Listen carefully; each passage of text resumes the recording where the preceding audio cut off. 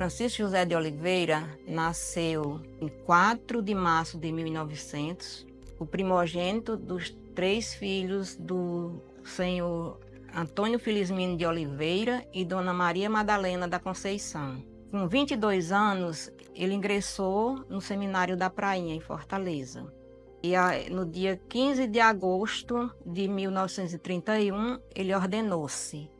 Sua primeira missa foi na Capela de Quixeré, na Igreja Nacional da Conceição em Quixeré, no dia 18, 3 dias após a ordenação. Já no dia 29, ele recebeu a nomeação como pároco de Boa Viagem. Em 1933, ele foi transferido para Xeramubim. Em 1935, foi nomeado capelão do Patronato São José, em Aracati. Trabalhando lá em Aracati, ficou até 1939. Sempre vinha a Quixeré, já para fazer algumas coisas aqui, para tentar ver o que era mais carente aqui e dar suas opiniões, suas sugestões, tentar conseguir alguma coisa para Quixeré. Com pouca saúde, tirou uma licença em 1939 para cuidar da saúde, veio para Quixeré, para ficar na casa do pai, e aqui assumiu a capelania de Quixeré. Então, veio a diocese, né? Diocese de Limoeiro. Através da diocese de Limoeiro, em 1941, 29 de setembro de 1941, Quixeré passou a paróquia, né?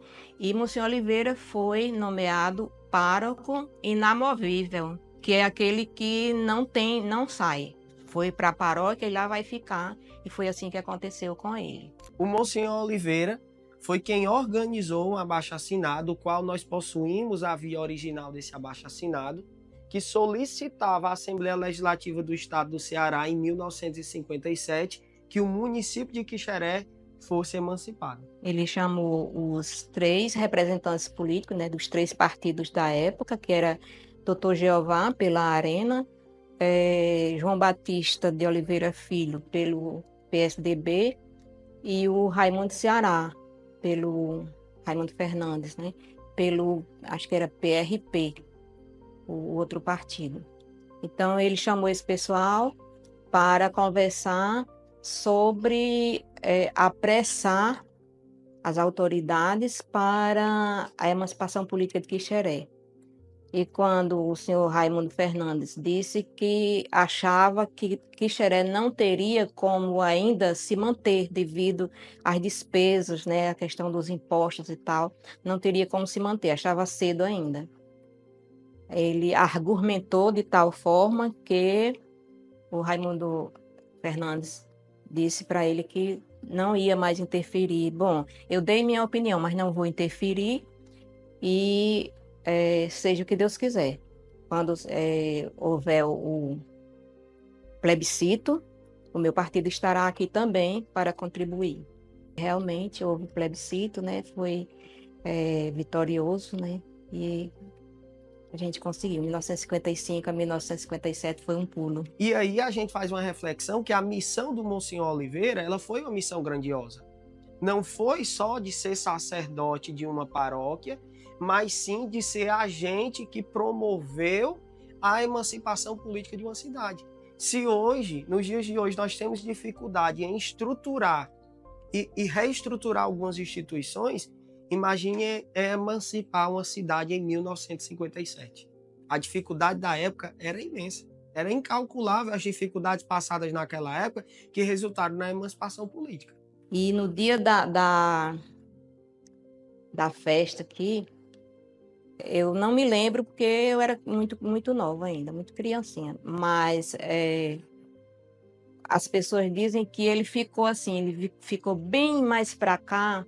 Já foi ali, né, no prédio onde funcionou muito tempo a prefeitura, onde hoje é o cartório, e ele ficou bem mais para cá. Aí ficou assim, só olhando tudo acontecendo e ele lá, abismado, observando, né? Que quando chegou em casa, pegou o telefone e ligou para um amigo dele, que era o diretor do jornal o Nordeste. e pediu para esse homem escrever o hino do município. Aí ele disse, mas como é que eu posso escrever se eu não conheço nada? Aí ele pegou e disse, descrevo já para você. Começou a descrever e saiu aquela coisa linda que é a letra do hino do município, né? Naquele tempo, né, o Estado ele não tinha tanto, não é nem acesso, mas as políticas de Estado não chegavam com tanta rapidez aqui na comunidade de Quixeré. E o Monsenhor Oliveira foi esse líder, né, esse primeiro líder que esteve presente aqui trazendo tantas iniciativas sociais, iniciativas políticas. Então ele fez o papel, inclusive até de um primeiro prefeito, né? É um conceito que a gente usa assim na história, como essa representação religiosa dele não foi só religiosa, foi social e foi política. Quando chegava a época de invernosa para fazer limpeza de rua, ele era quem abarcava. Aí tinha uma entidade aí que fornecia uns donativos para as paróquias, né? Para poder ajudar naquele serviço de limpeza. Aí me lembro que o primeiro serviço que nós fizemos, junto com todo mundo, foi o caminho daqui da casa dele para o cemitério, que era só moita. Aí abrimos assim um valado de 2 metros de largura, até chegar perto do cemitério. O trabalho do Monsenhor Oliveira foi além do sacerdócio. Existia-se um trabalho social realizado por ele, que, por exemplo, com a distribuição das roupas da América, que vinha na época dos Estados Unidos, como também farinha, óleo, manteiga, que vinha da diocese para ser doado às famílias mais carentes do município. E o Monsenhor Oliveira ainda tinha uma particularidade, ele doava leite para aquelas famílias mais carentes da nossa cidade. Ele foi realmente o primeiro líder de Quixeré. E por ter sido o primeiro líder, ele teve ações que fizeram com que abrisse muitas portas para Quixeré. Então, a questão da estrada de flores para Quixeré, a questão da emancipação da cidade, todo um contexto social que ele esteve presente como sendo o primeiro. Né? E não só isso, mas inúmeras iniciativas que o Monsenhor faz com que ele seja essa figura que permanece até hoje com a gente, nessa memória coletiva, nessa memória individual, e que esse discurso ele vai estar presente daqui a muitos anos. Ele também era aquela pessoa que era o primeiro a buscar e incentivar alguma coisa para Quixeré. Foi assim com o primeira escola, que foi o primeiro grupo escolar, foi com o primeiro matadouro, com o mercado público, com a ponte, em seguida com a barragem primeiro, depois com a ponte sobre o Rio Quixeré. Teve muita influência dele, muita mesmo, muita carta escrita para deputados, muita ligação, muito telefonema, muita gente vindo à casa dele e ele pedindo para interferir. O banco, inclusive o Banco do Brasil, enquanto funcionou lá naquele prédio que ficava ali fica perto do mercado ali, ele ofereceu gratuitamente, o banco não pagava nada. Quando foi um dia, foi que acho que Marcelo Linhares falou para o diretor do Banco do Brasil. Aí ele pegou e disse, não é para ser assim, o Banco do Brasil não precisa desse tipo de comportamento. A partir de agora a gente vai pagar. Aí não deu um ano que estavam pagando, aí já queria tirar o banco daqui, porque não dava rendimento. E foi que, mais uma vez, as autoridades, com a ajuda do padre, mais uma vez, foram se organizando para poder deixar esse banco aqui. O Monsenhor Oliveira, esse ser humano destemido que foi o Monsenhor Oliveira, vai ficar marcado para o resto da história do município de Quixeré, porque foi graças a esse homem destemido, vestido com sua batina, com seu chapéu de massa, sentado numa burra, que ele percorreu da várzea à Chapada, da Chapada até a várzea, não só evangelizando, mas se articulando para que em 1957 Quixeré fosse emancipado e se tornasse cidade. Existe uma frase de uma autora chamada Clarice Píncula Estés. Ela fala que, por mais que a gente não viva para sempre, as histórias conseguem. E com certeza as histórias de Monsenhor Oliveira irão perpassar todas as próximas gerações futuras de Quixeré. Monsenhor Oliveira, ele era simples. Ele era um ser humano muito simples. Nós temos no memorial guardado o último par de sapatos dele.